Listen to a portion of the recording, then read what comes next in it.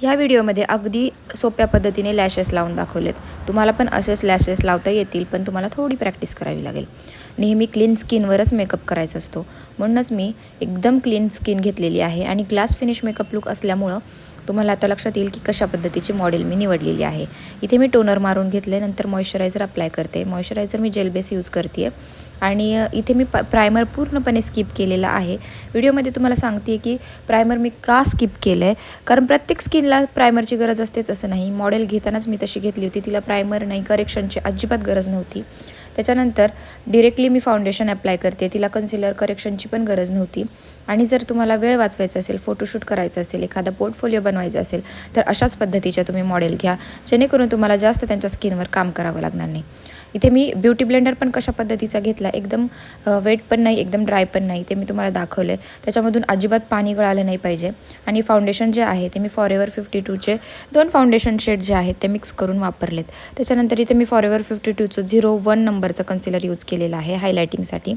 आणि एकदम smooth base बनवते आहे, जेणेकरून आपली ग्लास फिनिश मेकअप जो असतो, म्हणजे जो तुम्ही ब्राईडला पार्टीवेअर मेकअप लुकमध्ये, संगीतमध्ये किंवा नाईटमध्ये हा लुक देऊ शकता. त्याच्यानंतर पावडर सेटिंगने मी बेस हा लॉक करून घेते आहे.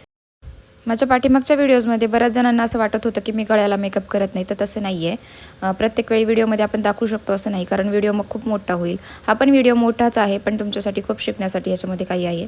आय मेकअप पण मी एकदम जसं वेस्टर्न लुकमध्ये जाईल असाच केलेला आहे. पर्पल ग्लिटर्स इथे यूज केलेले आहेत, पण मी ते ग्लिटर्स जे आहे ते आयशॅडो शिमर पॅलेटमधलंच यूज केलेलं आहे. आणि आयशॅडो पॅलेट जे आहे ते मी प्रिटी ऑल सेटचंच यूज केलेलं आहे, जे बिगिनर्स फ्रेंडली आहे. त्याच्यानंतर इथे मी काजळचाच यूज केला आहे लायनरच्या लाईनवर, आणि तेच स्मच केलं आहे. आणि त्याला लॉक करण्यासाठी मी आयशॅडोमधील ब्लॅक कलर जो असतो त्याला लॉक करून घेतलेला आहे. आयब्रो फिलिंग करून घेतलेले आहेत. खूप जास्त शार्प किंवा कुठलेही डार्क प्रोडक्ट यूज करायचे नाही, जेणेकरून तुम्हाला ग्लास फिनिश मेकअपमध्ये एकदम तुमचा बेस खराब होऊन जाईल. त्याच्यानंतर इथं मी आयलॅश लावून घेतलेले आहेत. आयलॅशनंतर मी डोळ्यांचा मेकअप पूर्ण करण्याचा म्हणजे पूर्ण दाखवण्याचा तुम्हाला प्रयत्न केलेला आहे. काजळ लावून घेतलं आहे. आणि ब्राईडचा फेस थोडा ब्रॉड असल्यामुळे इथे कॉन्टोरिंगची गरज होती.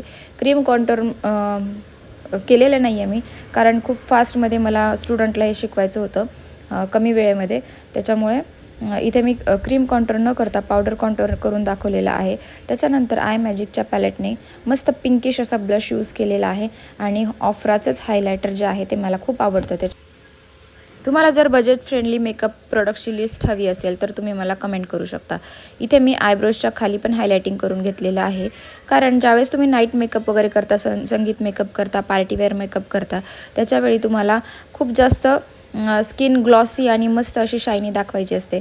त्याच्यामुळे तशा पद्धतीनेच मी मेकअप केलेला आहे. इथे मी लिप्सला थोडंसं व्यवस्थित आकार देऊन घेते आहे, जेणेकरून आपले जे लिप्स आहेत ते पॉप आऊट होतील. आणि सुंदर पद्धतीने तुम्हाला त्याच्यामध्ये एखादा तुमच्या आवडीचा किंवा कुठलाही मॅट किंवा ग्लॉसी जो शेड असतो लिपस्टिकचा तो फिल करून घ्यायचा आहे. इथे मी युरोप गर्लचंच मेकअप फिक्सर स्प्रे यूज करून घेतलेला आहे. फायनल लुक तुम्हाला दिसत असेल, मी क्रिम्पिंग करून हेअरस्टाईल करून घेतलेली होती.